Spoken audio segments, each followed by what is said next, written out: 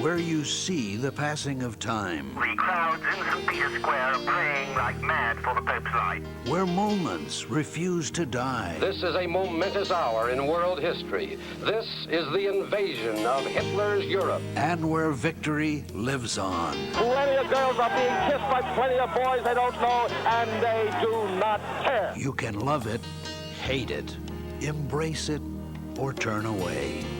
Lennon was shot to death late last night outside his apartment building. But it is a past we all share. Come on out here and give me a salute. Big Navy salute. This is where yesterday has a home, where we wonder what it was like back then. Go forward, knights, in safety. And not too long ago. His spirit must live on. It's where history has its place and where the past comes alive. The History Channel. Hauling the wealth of nations, trains have long been a target for criminals. Meet the outlaws of the American railroads and revisit England's largest train heist next on Great Train Robberies.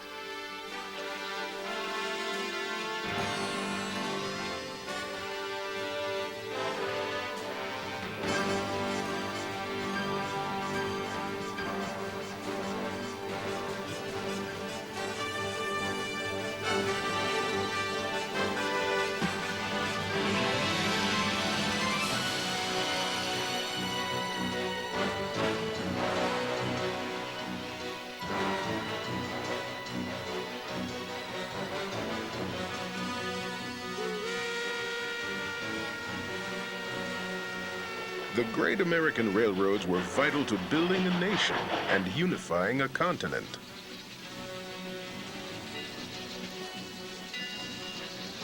Trains transported an incredible treasure taken from the western frontier and hauled the fruits of a prosperous nation along a cross-country web of steel. Gold, silver, hard currency, and mail rode along with passengers who carried their life savings onto a new life at the end of the line.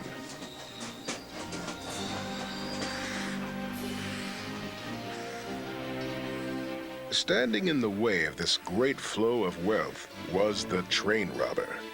Like the stagecoaches before them, trains became a favorite target for criminals in the late 19th and early 20th century. Daring train bandits like Jesse James, Butch Cassidy, and the Dalton Gang were on their way to becoming American legends. We mythologize train robberies. Train robbery and train robbers have been an integral part of American popular culture and have been celebrated, romanticized, and captured in American popular media in a way that perhaps no other element of American society has been documented. While the train robber and other outlaws were glorified by dime novels and early motion pictures, they were not the first to prey on the transport of commerce. Throughout history, criminals have plundered vehicles loaded with valuables, like the highwaymen of medieval Europe and the pirates of the 17th and 18th centuries. Train robbers victimized the transport of gold, silver, and personal property from one location to another. Trains themselves traveled very often in isolated or rural areas. They moved fairly slowly. They had to stop periodically in order to take on fuel and water and to change crews. And every time a train stopped or slowed down or traveled in an isolated area, it became a target for attack. In 1834, American railroads began hauling mail. Historians believe it was around this time that criminals began to recognize trains as defenseless prey. It was during the American Civil War in the 1860s that the generation of the great train robbers was born. During the American Civil War, train robbery got to be a high art. Robbing, stealing entire trains, holding up passenger trains for hostages, for booty, for ammunition, especially in the South, where most of the war was fought. Trains provided an easy, convenient, usually lucrative target. Some of the Civil War's greatest heroes were also some of America's first train robbers. Recognizing the importance of the railroad in war, Confederate General Stonewall Jackson stole 14 entire trains from the Baltimore and Ohio line early in the spring of 1862. Rebel raider John Mosby and his cavalry patrolled the Shenandoah Valley throughout the Civil War, robbing trains and becoming the first train robbers viewed as Robin Hoods by Southern sympathizers. Mosby was also the first train robber to steal valuables from passengers in a routine copied by train robbers for the next 75 years. I think what is important is the idea that the country had just been through a wrenching experience in which millions of young men were exposed to the brutalities of war. The nation as a whole was desensitized to killing and looting and robbery, and as in any total war, the seeds were planted for the kind of crime that after the Civil War evolved gradually into what we now know as the train robbery era. The war helped to establish proven methods for robbing trains, and now hundreds of American crooks knew just how to do it. Thieves took advantage of the slow-moving trains packed with small fortunes by overpowering the crew and passengers at gunpoint. Their goal was the express car. Packed with anything of value on the train, the express car was the railroad equivalent of a moving bank vault. The express car contained at least one safe and was manned by 1 or 2 express company employees. It was hooked directly behind the locomotive to shield the passenger cars from explosions. The cars hauled baggage, mail, currency, precious metals, and other valuables. All wood construction made the cars vulnerable to gunshots and fire. Train robbing in the early years was not a particularly difficult task. It was made easier by a sympathetic public who often hated the railroads more than the crooks. The railroad was a symbol of power and economic force in this country, and it was not beloved by everyone. Most people used the trains, but most people did not love the railroads themselves. So a lot of train robbers believed that it was okay to steal from a railroad. They were kind of the Robin Hoods, if you will. The railroads are stealing from us. What's wrong if my friends and I every so often steal from the railroad? Not long after the end of the war, 2 brothers from a family of outlaws boarded a train on a rainy night in Indiana. America's peacetime train robbery era had begun. The first documented organized train robbery by a gang occurred in 1866 on the Ohio and Mississippi Railroad near Seymour, Indiana, by a group that came to be known as the Reno Gang, or the Gang of the Reno Brothers. John and Frank Reno made history when they slipped into the express car of an Ohio and Mississippi passenger train. Holding the lone express messenger at gunpoint, they emptied one safe and pushed another one out of the door before escaping in the woods. News of the robbery spread across the country. The crime was copied only days later. But the Reno's success was short-lived. Captured by the Pinkerton Detective Agency and held in the jail of a local sheriff, the gang was abducted by vigilantes and lynched. As the 4 men swung from their nooses, a 5th empty noose was left dangling. This was a dark warning from the citizens to any other outlaw who might consider robbing a train.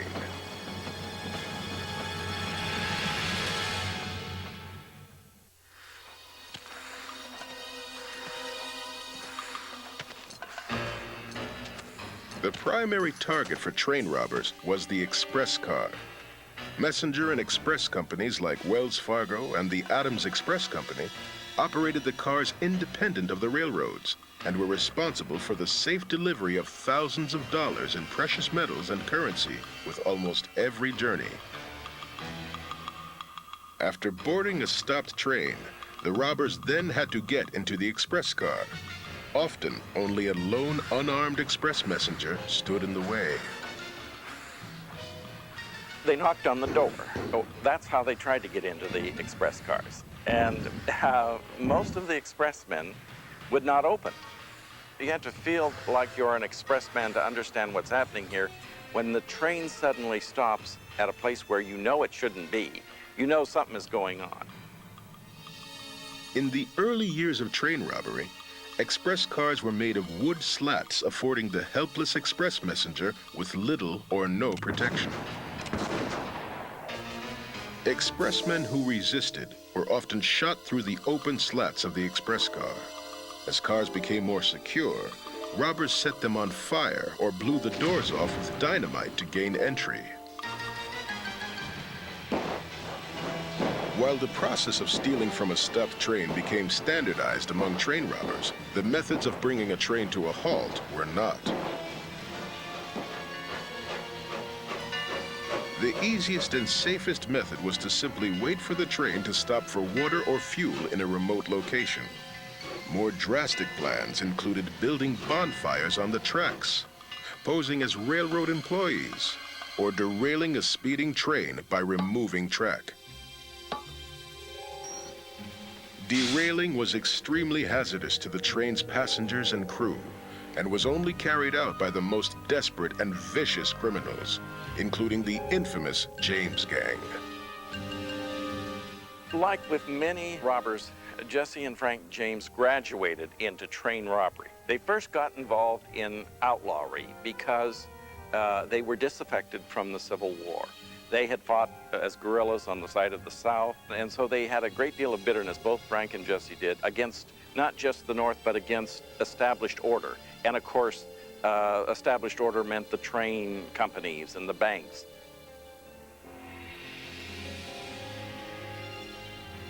Jesse and Frank's first train robbery occurred on July 21st, 1873, near the town of Adair, Iowa. The gang removed a rail, sending a speeding locomotive of the Chicago, Rock Island, and Pacific Line flying off the tracks.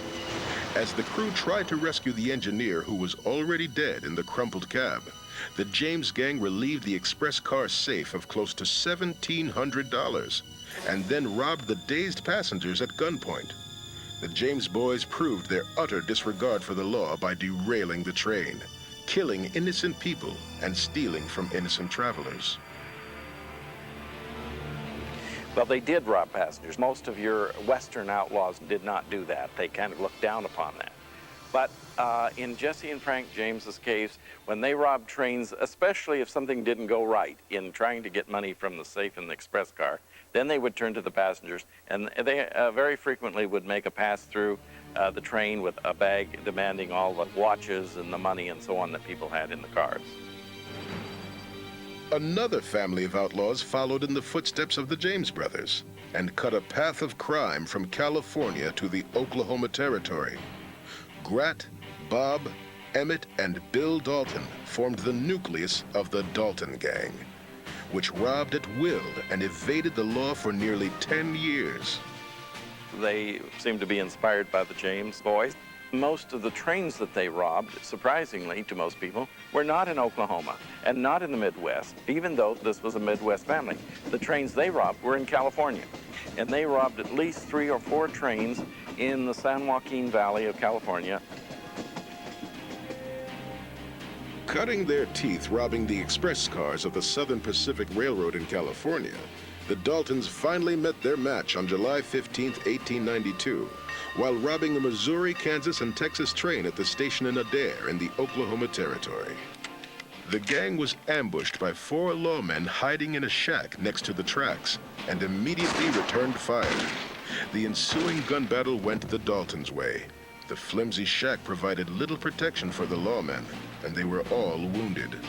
Bullets also flew into the little town of Adair, killing and wounding innocent civilians. Angered by the savagery of the Daltons, the Wells Fargo Company rallied the support of 4 major railroads and 2 express companies, and together they financed a special Dalton posse to pursue and catch the brothers. The gang managed to elude this special posse for months and would have escaped if it weren't for their own greed. While trying to rob 2 banks in the same town, the Daltons were gunned down in the streets of Coffeyville, Kansas on October 5th, 1892. Hundreds of thugs and bandits robbed trains in the late 19th century, but it was Butch Cassidy and his outlaw band known as the Wild Bunch who were the most successful. Butch Cassidy elevated train robbery to a fine art. He knew that the most important part of a train robbery, after you got the money, was to get away with it. So he established a system of relays from the robbery site that no one had done previously. And at each of these stops away from the train robbery site, he would have men holding good horses. And that way he would be 200 or 300 miles away from the site of the robbery by the time the posses got into action. Butch developed the getaway as no one else had.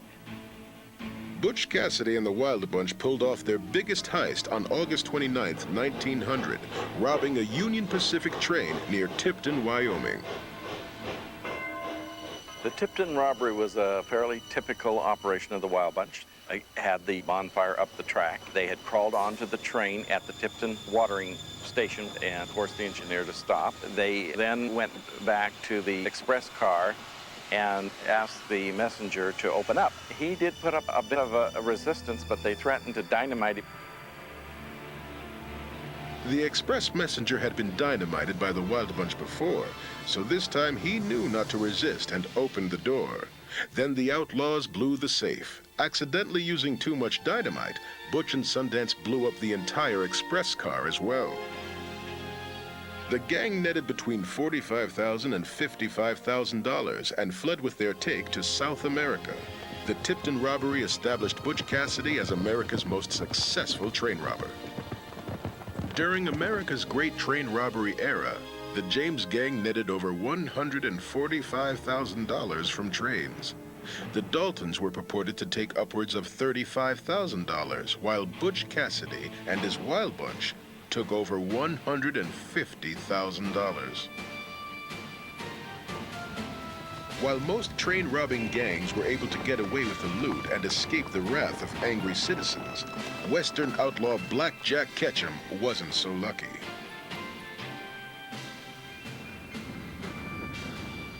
Operating out of New Mexico in the 1890s, the Black Jack Ketchum gang robbed stores, stagecoaches, and trains seemingly at will.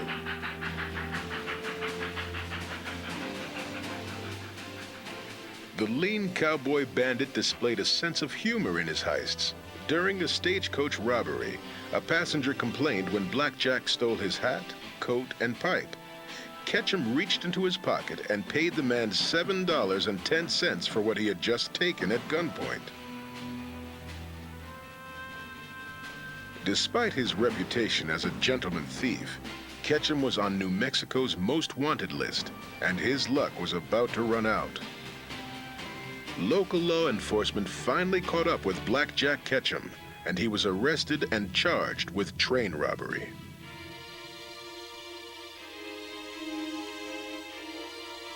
Ketchum ate quite well while in jail, and the hard-riding outlaw began to put on weight while sitting through an abnormally long trial.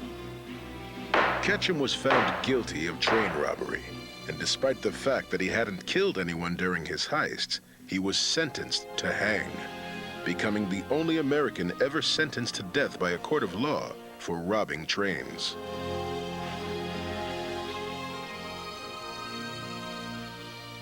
On the day of his execution, the good citizens of Clayton, New Mexico gathered to watch Black Jack Ketchum die.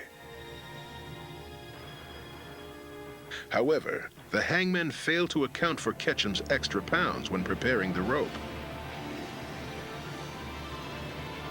And when Black Jack fell through the gallows trap door, his head snapped off. Beheaded in front of the entire town, Black Jack Ketchum became America's unluckiest train robber.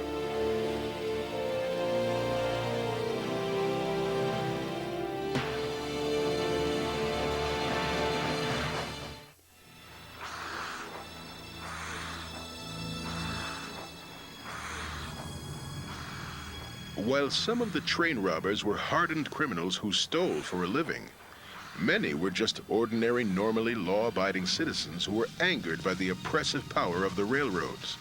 These Robin Hoods of the rails often were aided by their neighbors, who saw the railroads as their enemy. All through the post-Civil War period, up until the Great Depression, people on the western frontier were having a rough time of it, especially the farmers, the small settlers, the people who depended on these trains to carry their produce and so on to market.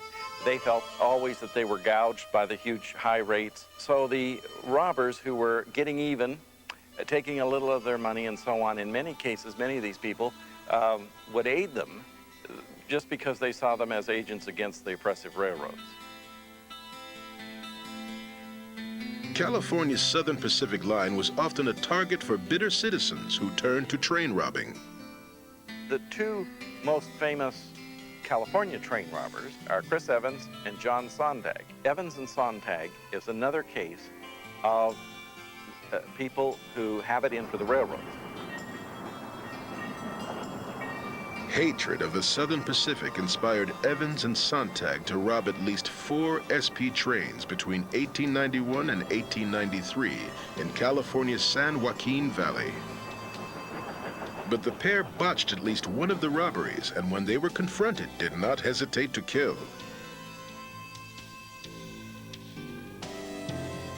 In August 1892, Evans and Sontag were accused of robbing a Wells Fargo express car near Collis, California. Deputies sent to Evans' home to arrest the two were fired upon and lay wounded as Evans and Sontag escaped into the Sierra Nevada mountains.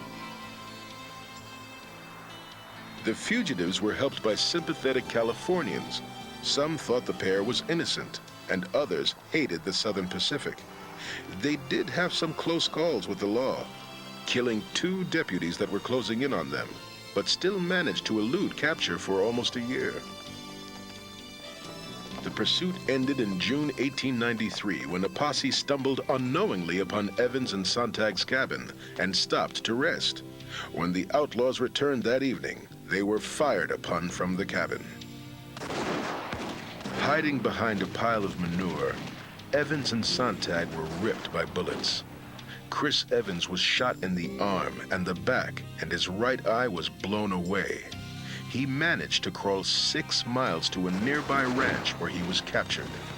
John Sontag, riddled with bullets, survived through the night on the pile of manure, but died in the morning as the men in the posse looked on.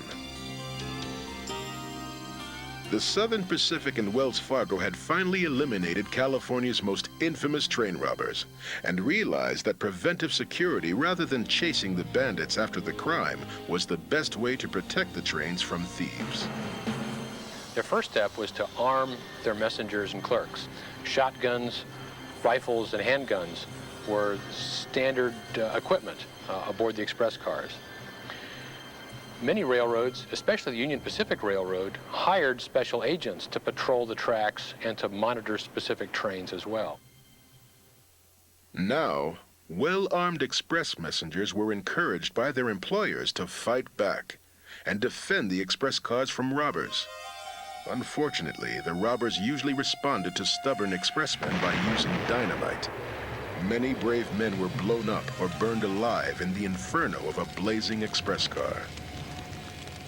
One of the bravest and luckiest of the express messengers was Wells Fargo's Aaron Ross.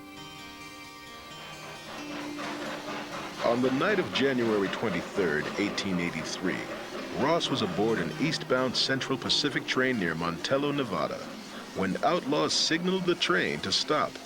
The robbers demanded Ross open the door, but he refused, and succeeded in defending his express car against a dozen armed men for the entire night. Though the car had been dynamited and Ross shot twice, Ross refused to give up and was finally rescued by soldiers in the morning. For his heroics, Aaron Hold-the-Fort Ross was honored by a parade in San Francisco and was given a specially inscribed gold watch by Wells Fargo. In addition to arming the express messengers, express companies and railroads began to experiment with stronger, more secure express cars. They increased the security devices on the trains, locking devices. The early cars, of course, were wooden cars, and it was very easy for train robbers to break into a wooden mail car. Soon the railroads began to armor the cars with steel armor plate, and eventually all cars were steel built. In addition, horse cars were introduced by the Union Pacific Railroad. Armed posses with their horses could be quickly transported by train to the scene of the crime to pursue the robbers. The fresh horses cut into the robbers' getaway time and made train robbing that much more difficult.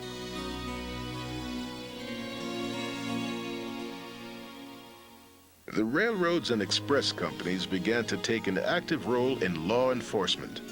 The Wells Fargo Company hired its own detectives to track down train and stagecoach robbers. After the West's first train robbery in the Sierra Nevada mountains in 1870, Wells Fargo agents were able to catch the crooks by going undercover in the saloons of Reno to gather information. Railroad detectives were hired to infiltrate criminal gangs and could be found in the saloons of all the major rail towns. Their goal was to stop the train robbers before they carried out their plans. While Wells Fargo did its own police work in the West, the famous Pinkerton Detective Agency was kept busy by victimized railroad companies from coast to coast. Many express companies and some railroads hired the Pinkertons, the famous detective firm started by Alan Pinkerton before the Civil War. Their motto was, "We never sleep." Their logo was an unblinking eye. And through a combination of the liberal distribution of cash to potential informants and a wide network of spies, and really very modern dogged detective work, the Pinkertons had a fantastic success rate in tracking these fellows down. As the power and reach of the railroads expanded into unpopulated areas, local sheriffs and police were no longer able to adequately protect the trains. The railroad police became the only law in some of the more remote areas of the United States. Initially, the railroads relied heavily upon Pinkerton and other detective-type agencies, security agencies. But in time, the railroads developed their own police agencies, and in fact, in the West, the railroad police were the law of the land because the railroads controlled so much of the land in the West along their right-of-ways. And to this day, railroads have police agencies that in most states are commissioned state police officers whose authority extends to all of the railroad properties and even in pursuit of criminals who have come off railroad property. The railroad police helped to assure that train bandits would be caught and prosecuted. However, the lone express car messenger was still the frontline defense during a train robbery. The expressmen took their jobs very seriously, risking their lives to protect the cars from theft. Expressmen believed that they were performing the nation's work. They were carrying out an important, responsible job, which had some rigor and risk associated with it. Most of them were willing to sacrifice themselves to protect the valuables which had been entrusted to their care. This was a highly honorable profession, and the expressmen believed that they were performing a job which was essential to the well-being of the national economy. As railroads and express companies got serious about crime on the rails, added security measures signaled the beginning of the end for the era of American train robberies.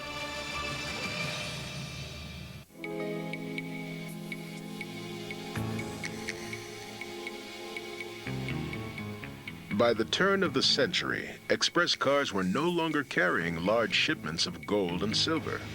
The U.S. government took over the transport of valuables, and the railway mail service became the new target for train robbers. Postal cars loaded with currency transfers, company payrolls, and even precious jewels were coveted by train robbers of the early 1900s. One of the last bloodiest and all in all most gruesome train robberies was in 1923 on the Southern Pacific, right at the California-Oregon border, up in the Siskiyou Mountains. Three brothers, the d'Entremont brothers, were working as lumberjacks up in the northern pine forests and decided they would rob a train. On October 11th, 1923, the d'Entremonts boarded the San Francisco-bound number 13 train and ordered the engineer to stop in a tunnel. When the postal clerk refused to open the mail car, the d'Entremonts put dynamite under the car and blew it up. The blast destroyed the car, killing the clerk and setting the entire train on fire. Hearing the whistle of another approaching train, the brothers panicked and shot the remaining crew members in cold blood. The public was outraged by this crime, and an all-out manhunt was launched. Evidence found at the scene, including a pair of overalls, led investigators to charge the d'Entremonts with train robbery and murder. After 3 years on the run, the brothers were finally apprehended. Despite their pleas of innocence, the d'Entremonts were found guilty and sentenced to life in the Oregon State Penitentiary. Theirs was the last of the Western-style train robberies. With the 20s and Prohibition, organized crime took over robbing the rails. On June 12, 1924, a gang out of Chicago pulled off the largest railroad heist in American history in Rondout, Illinois. Somewhere between $2 and $3 million worth of currency and other valuables disappeared. This was not a simple train robbery. This was well planned. The gang of robbers stopped the train at a road crossing. They had 4 automobiles to carry away the loot, and clearly it was planned very carefully. The mail clerks were subdued with chloroform thrown in through the small open windows, and the robbers knew what they were looking for, which had all the marks of an inside job. The gang was eventually arrested and jailed. The investigation revealed a crucial accomplice. The chief postal inspector of the city of Chicago was named a co-conspirator. After the Rondout robbery, the U.S. Railway Mail Service commissioned the construction of stronger, more secure postal cars with several features designed to protect the mail and stop the robbers in their tracks. Armored mail cars were manned by 6 to 10 armed and specially trained Postal Service employees. As the volume of mail increased, a single train would include as many mail cars as needed. The cars were constructed entirely of steel. They also began to armor the cars in various ways. The floors of postal cars were equipped with heavy steel plate to make them resistant to explosion from below. And the walls were reinforced to make it more difficult to shoot through them or to blow the doors off. Some cars had gun ports or gun slots installed so the clerks could shoot back more effectively. And the Postal Service actually experimented with a style of grenade or explosive, which could be dropped through a hatch in the floor of the cars to disable or kill robbers who were attempting to break into the car. The final measure was the assignment of armed Marines and Army soldiers to trains that transported federal shipments of bonds, bullion, currency, and government payrolls. As law enforcement and railroad security became more efficient, train robbing became an increasingly dangerous activity. In 1937, one would-be robber was subdued and beaten senseless by the passengers he was attempting to rob. The train robberies that took place in the 40s and 50s, and there's surprisingly few that took place during the Depression in the 1930s, were really almost anachronisms. They were acts of desperation, even with modern weapons and automobiles and the possibility of escape. These fellows really had no chance. By the mid-20th century, the FBI was actively involved in interstate crimes, especially on railroads, making train robbing more dangerous than ever before. However, the world's greatest train robbery was yet to come.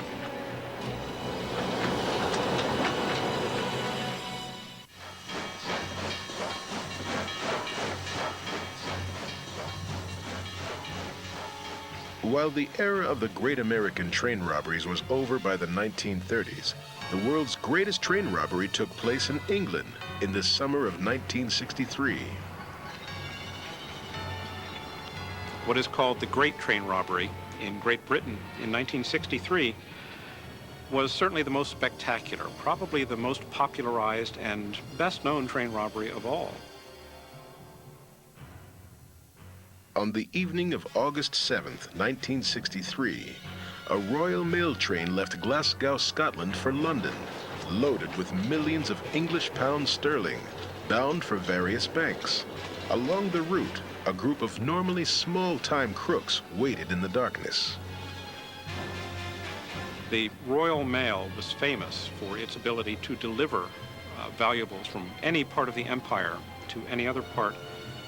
And these fellows knew what they were about, stopping the Royal Mail train, getting into the express car, getting away with the valuables. The gang of London toughs parked their getaway cars at a railway bridge near the town of Linslade, Buckinghamshire, and waited for the Royal Mail train loaded with the Queen's currency to appear. By 2 a.m., the target was in sight. The gang used a red light to stop the train at Sears Crossing, just outside of London. With military precision, the masked robbers boarded the train and subdued the crew. Engineer Jack Mills resisted the robbers and at first refused to comply with their demands. For his bravery, he was beaten in the head with an iron bar. Well, I wanted to save my train if possible. I thought there was only 2 bandits. Now, of course, they're no different. You've got to be prepared for violence. You go on business to expect violence, to use violence. And, you know, you've got to, you know, it's not a softy sort of a thing, really. You know, if it's got to be used, it's got to be used. The gang then hacked their way into the postal cars and within 24 minutes made off with over $5 million worth of English currency, the largest amount ever taken from a train. The group then loaded their cars with the loot and disappeared into the night. Detectives from Scotland Yard were soon combing the robbery site for evidence as Britain embarked on a massive manhunt for the train robbers. The robbery took place 362 miles from Glasgow, just 39 miles from London. The train was robbed by 15 masked men. In less than a half an hour, 100 bags of paper currency were taken. The total take equaled over $5 million American dollars. Responding to a tip from a local resident, detectives centered their search around Learsdale Farm, a few miles from the robbery site, and found a mountain of evidence against a group of men that were known members of London's criminal underworld. Taking a lesson from Butch Cassidy, the robbers left the country and fled to the far corners of the globe. Among the places they sought refuge were Mexico, South America, and Australia.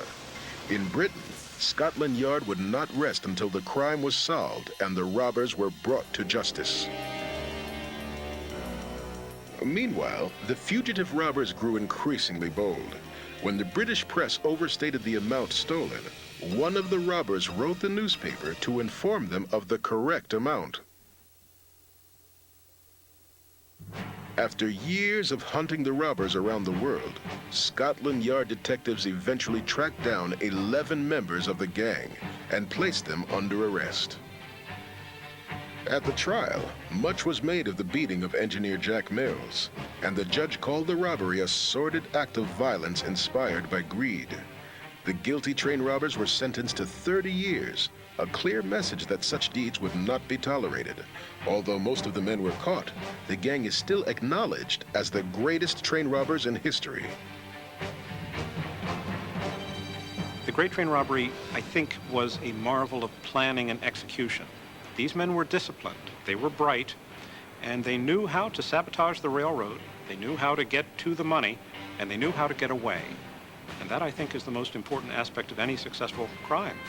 Not so much carrying it off, but then making yourself invisible afterwards. Like the robbers of the American West, the British crooks were idolized by the public.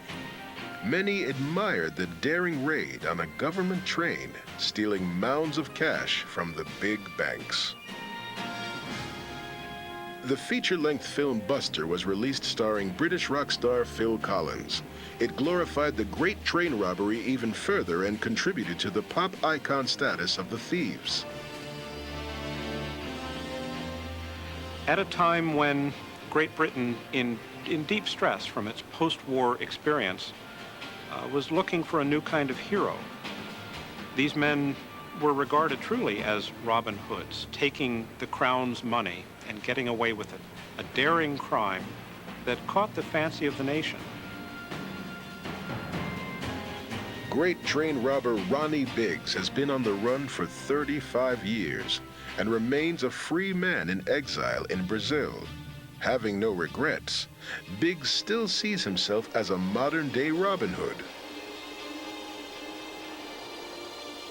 I don't have any sort of hang-ups from a moral point of view about the fact that I relieved other people of old money that was going to be burned anyway. And, you know, it wasn't other people's money, it belonged to the banks, right? And they're covered by the insurance companies and, you know, so nobody's a loser in the long run.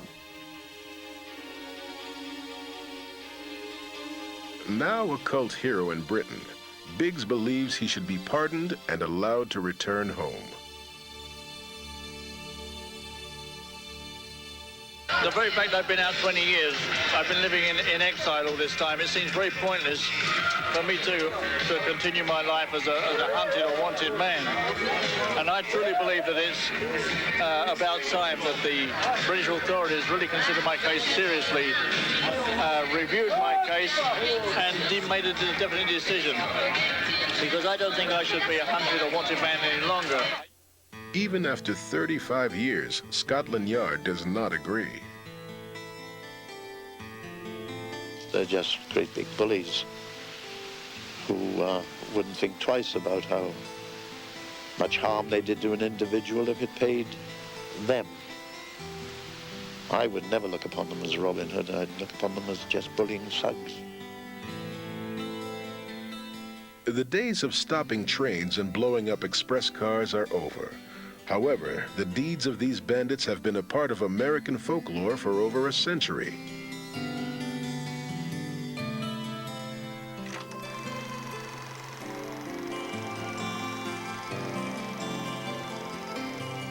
Thomas Edison's 1903 film, The Great Train Robbery, stands as a testament to the impact of the era of the American train robberies. Although the robbery era is over, train theft is still a pressing problem for railroads today. Today, instead of railway mail cars being targets, railway freight trains tend to be the principal target, particularly trains carrying automobiles, finished automobile products to market. Thieves today seem to be driven in large measure by a desire to get products that they can easily fence and turn into cash for drugs. You find that that is probably the single biggest motivation for the people who have been hitting trains in recent years.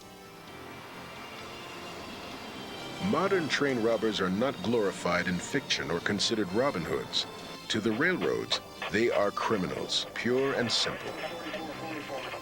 The railroads take enormous security measures to protect the valuable products that are transported by rail. Some routes, especially those along the Mexican border, are surveyed by railroad police who use infrared night vision scopes, closed-circuit television, who patrol the train yards and the mainline tracks themselves in substantial numbers. The railroad police have the power to arrest and detain suspects, and if they can't prevent, at least to apprehend and place in custody those who steal from the trains. Like 100 years ago, the train represents power and wealth and remains a tempting target.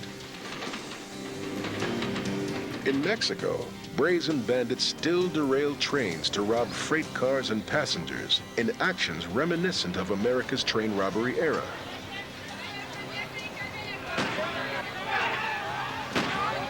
And like the American West, Mexico's train robbers are often looked upon as Robin Hoods by many local citizens, frustrating the efforts of railroad security and Mexican police.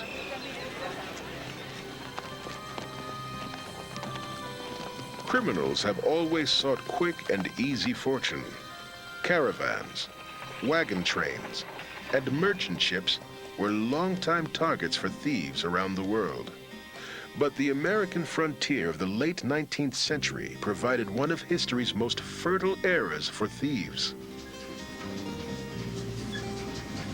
The combination of vast riches, massive railroad expansion into remote wilderness areas, and the population of millions of unemployed Civil War veterans, already prone to violence, all led to the era of great train robberies.